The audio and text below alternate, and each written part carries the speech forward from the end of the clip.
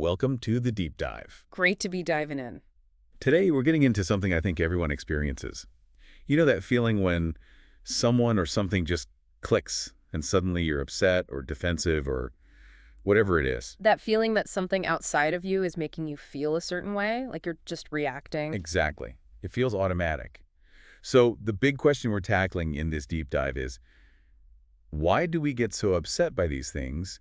And maybe more importantly, can we actually stop letting them get to us? And our mission today is really to unpack what the sources say is a kind of surprising truth behind why that happens, and then look at some practical steps you can take to get more control over those reactions. Okay, let's get started. So the material we looked at really acknowledges how common this is. Feeling like other people or just situations are making you feel upset or hurt, furious. Oh, completely. And the examples they give of these button pushers are, well, they're everywhere, aren't they? Totally relatable. Yeah, could be that colleague who seems like a know-it-all, or a boss who's always critical, maybe an insensitive spouse, a difficult kid, even just, someone indifferent when you need service. We hear it all the time, right?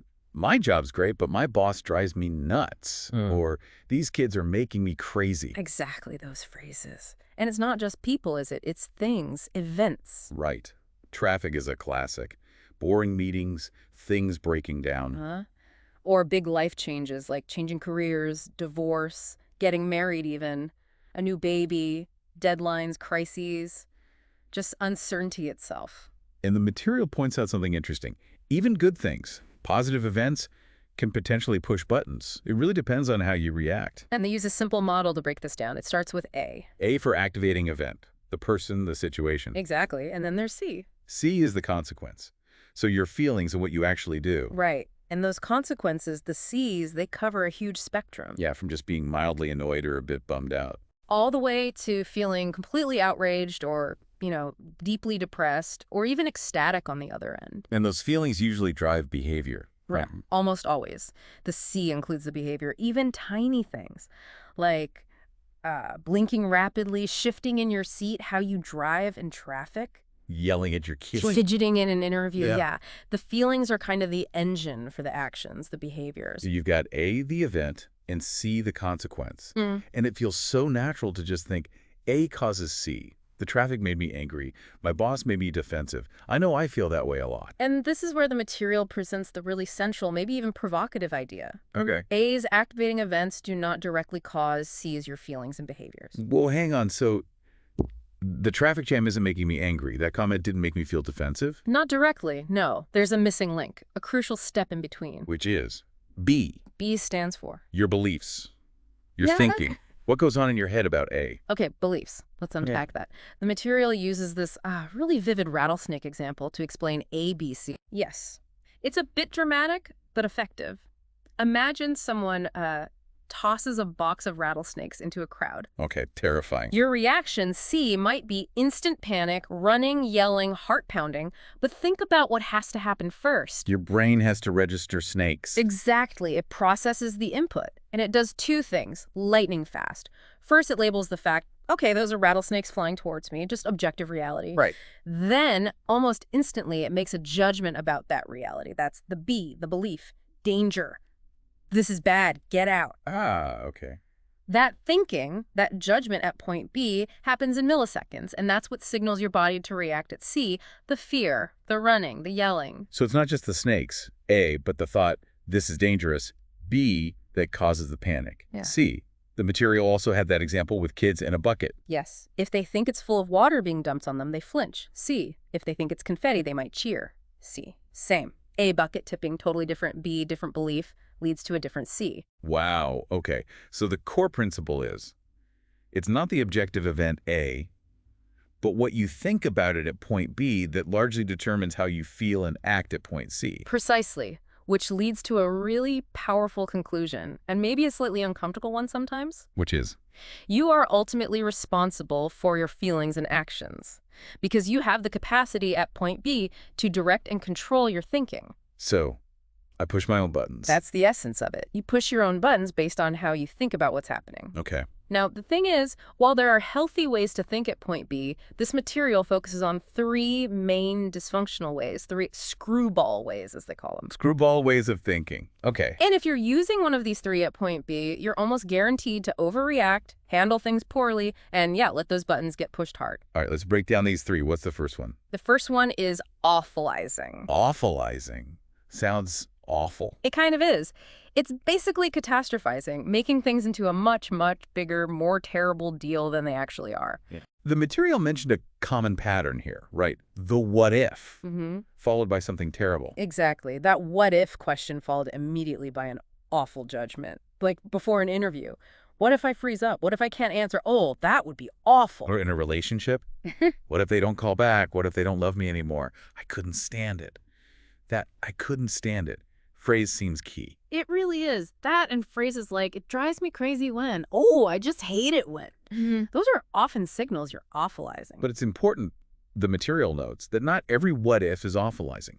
A sensible one leads to planning. Right. What if they ask about my strengths? Leads to thinking, okay, I'll list these things. That's functional. The screwball part is the answer to the what if, the catastrophic, it would be awful, I couldn't survive it type of thinking. Like that story about the smokers on the non-smoking flight. Yeah. One awfulized. Made himself miserable, yelling, thrashing. The other calmly stated his preference, disagreed politely. Neither got to smoke, but one had a terrible time, the other got a free drink. Yeah. Or those wild travel delay stories. Stuck for 29 hours, missed connections, ending up on a train to Berlin instead of Frankfurt. You could absolutely awfulize about that. This is a disaster. My whole trip is ruined. I cannot stand this. Right. And the awfulizing just makes the actual unpleasantness feel 10 times worse. It never helps the situation, only your own internal state. Okay, so that's awfulizing. What's the second screwball way? Shoulding, or mustardation, as Albert Ellis colorfully called it sometimes. Shitting. Okay. Oh. Like things should be different. Exactly. It's demanding, insisting that things must, should, ought to, or need to be a certain way. And this demand can be pointed at yourself. I should be smarter. I must not fail. Or at other people. You should be more considerate. Yeah. You ought to know better. Or even at the world or reality itself. Life shouldn't be this hard. Traffic must move faster. Yes. It's rigid, demanding thinking. The material even highlights how advertising often subtly uses shoulds. Oh, yeah. Those old commercials were fascinating examples. The aftershave one. Right. Use this and women should flock to you, implying if they don't, something's wrong with you. Or the toothpaste one, you should use this specific brand, or, social doom awaits. Yeah. And the coffee one. Where the guy ignores the woman just because she scratched her head. The underlying message is you should conform to these unspoken, often arbitrary rules, or you will face terrible consequences like rejection. It's pure demandingness. And this shoulding has that ripple effect, right? The trickle-down misery. Absolutely. The boss shoulds on the manager, who shoulds on the employer, who goes home and, yells at the kids or kicks the cat because they can't push the frustration back up the chain. It creates resentment and conflict. It connects to deeper issues, too. Definitely. Like worrying excessively about what others think, the irrational belief that you must have everyone's approval, or fearing failure so much you can't handle any criticism because you believe you should be perfect. Okay, so awfulizing is making things worse than they are. Shoulding is demanding they be different. What's the third screwball pattern? The third is rationalizing. Rationalizing. So like making excuses. It's kind of the opposite extreme from the other two. It's underreacting. It's denying, minimizing, or trying to convince yourself that something doesn't bother you when it actually does. Thinking, who cares? It's no big deal. Doesn't affect me. The material called this a con, right? You're trying to con yourself. Exactly. You're trying to avoid dealing with something that's genuinely an issue or requires attention. And the danger is, by holding it in or denying it, you don't actually process it or solve the problem. It leaves you vulnerable. What are some examples of this? Well, maybe rationalizing away feelings of sadness or anger during a difficult divorce, or justifying unethical behavior by saying, everybody does it. That's classic rationalization related to cognitive dissonance. Or even, scarily, avoiding serious health symptoms. Yes. The examples given were stark. Women with breast lumps waiting months to see a doctor, rationalizing it's probably nothing. Men having heart attack symptoms and deciding to do push-ups instead, thinking it's just indigestion, I can't be having a heart attack. You just twist the facts to avoid facing something scary or difficult. Pretty much. It ties into that irrational belief. It's easier to avoid difficulties than to face them, which is itself a major disruptive rationalization. Remember the story about the preacher and the worms? Oh, right. The preacher shows worms dying in alcohol to prove it's evil. And the drunk guy in the back rationalizes, great, if I keep drinking booze, I'll never get worms. Perfect illustration of twisting information to justify avoidance. So how do you know if you're rationalizing? You have to ask yourself honestly, is this explanation the real reason? Am I taking responsibility? Am I admitting how I actually feel or what I'm actually doing instead of just making excuses or denying it? Okay, so awfulizing, shoulding, rationalizing. These are the three main ways our thinking at point B messes us up at point C, pushes our buttons. But there's a better way. There's a healthy functional alternative. The fourth way to think at point B, realistic preferences. Realistic preferences. Okay, how does that work? How is it different? It's a fundamental shift in your thinking. Instead of demanding, I must have this, or the things should be that way, or awfulizing, it would be terrible if, you shift to, I strongly prefer X, but if I don't get it, it's not the end of the world. It's disappointing, maybe frustrating, but it's not awful, and I can stand it. That sounds much less intense, like taking the pressure off. It absolutely is. And the result is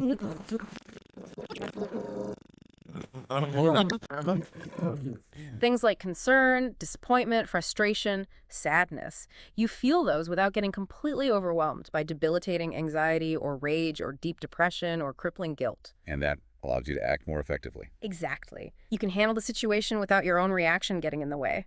The material gives some great compare and contrast examples. Right, like finding drugs in your teenager's room. A hugely button-pushing event, awfulizing or shooting, thinking, this is awful, he shouldn't be doing this, he's ruining his life, might lead to yelling, attacking, panic.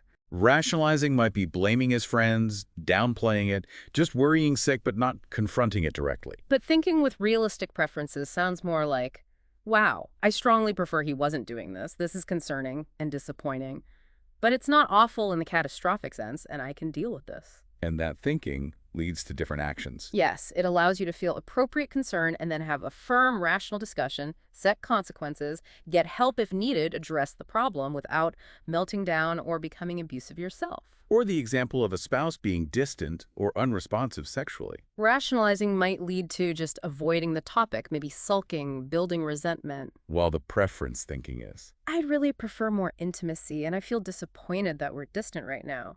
But my partner doesn't have to meet my needs instantly. It's not a catastrophe. I feel concerned, and I can calmly bring this up and ask what's going on for them. Allows for connection instead of conflict or avoidance. And that doctor's office example, long wait, rude receptionist, quick, expensive visit. Classic trigger. Awfulizing shooting leads to yelling, demanding, feeling outrage. This is unacceptable. They should run this place better. Rationalizing is maybe just sitting there meekly, fuming internally, then complaining to everyone else later, but doing nothing at the time. But the realistic preference approach is, I prefer prompt, courteous service, of course. This wait is frustrating, but it's not the worst thing ever, and I can handle it. And then? And then, because you're feeling functional frustration, not rage, you can calmly and assertively talk to the receptionist or manager afterwards. I understand delays happen, but I'd appreciate knowing the booking policy, or my appointment felt very rushed. You address the issue directly, appropriately, without losing your cool or making yourself sick with anger. So thinking in preferences lets you be firm, direct, assertive when needed, but without that over-the-top emotional reaction. It's about feeling appropriately, not suppressing feelings. Exactly. Functional feelings lead to functional behaviors. And the material suggested that sometimes, behind these specific awfulizing or shirting thoughts, there are deeper, more core, irrational beliefs. Yes, often these surface-level thoughts are fueled by more fundamental assumptions we hold about ourselves, others, and the world. Like what kind of core beliefs? Well, a really big one is the belief that you must have the love and approval of practically everyone significant in your life.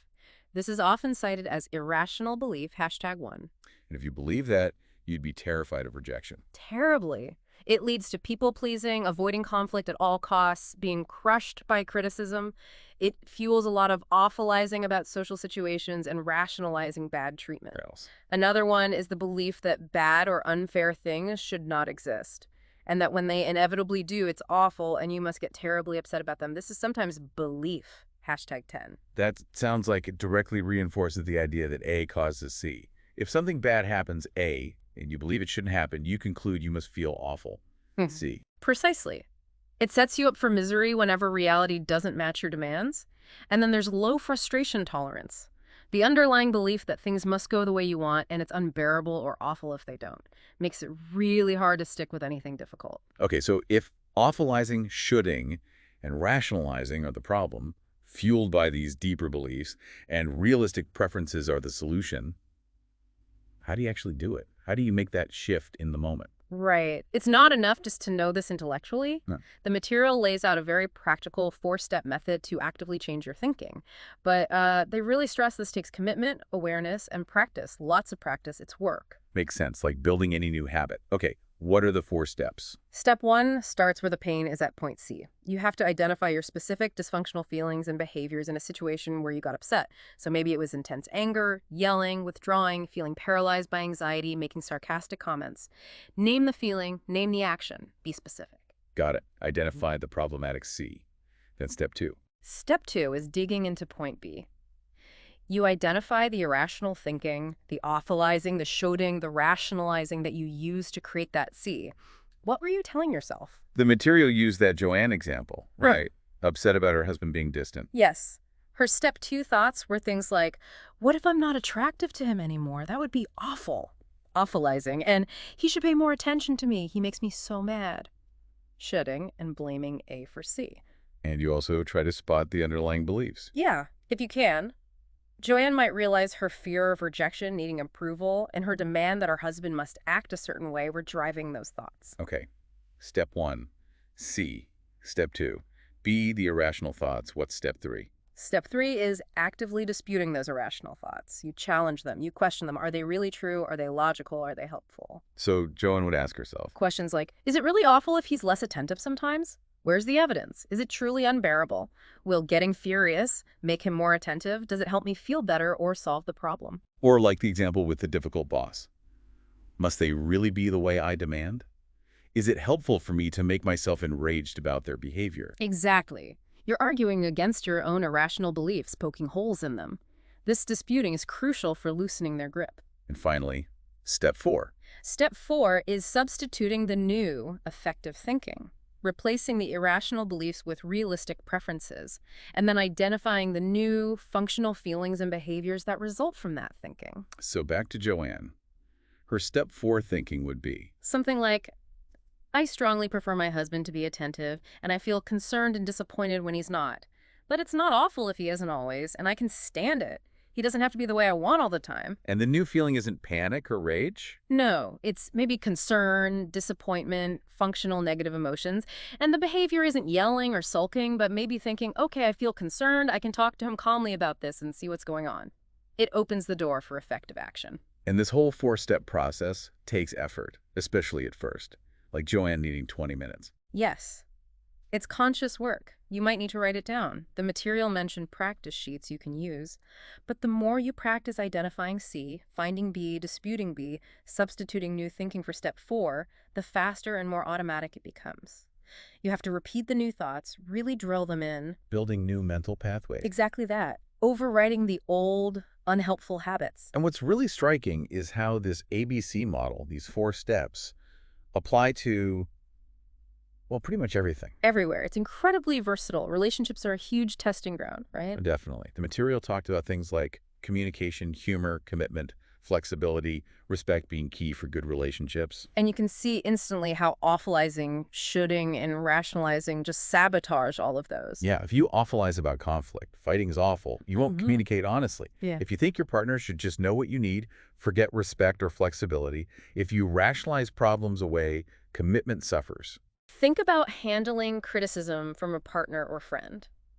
If you awfulize, criticism is unbearable. Yeah. You get defensive or shut down. If you should, they shouldn't criticize me. You get angry. If you rationalize, their opinion doesn't matter. You dismiss potentially useful feedback.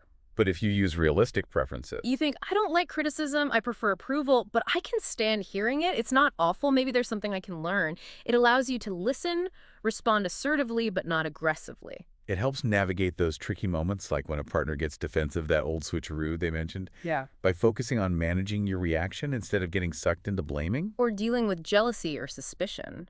Instead of awfulizing or making sarcastic comments, dysfunctional Cs, you apply the steps to figure out your B and choose a more functional C, like direct, calm communication. It shifts from blame to responsibility for your own part. And then there's parenting, which is the material called the penultimate test. Huh.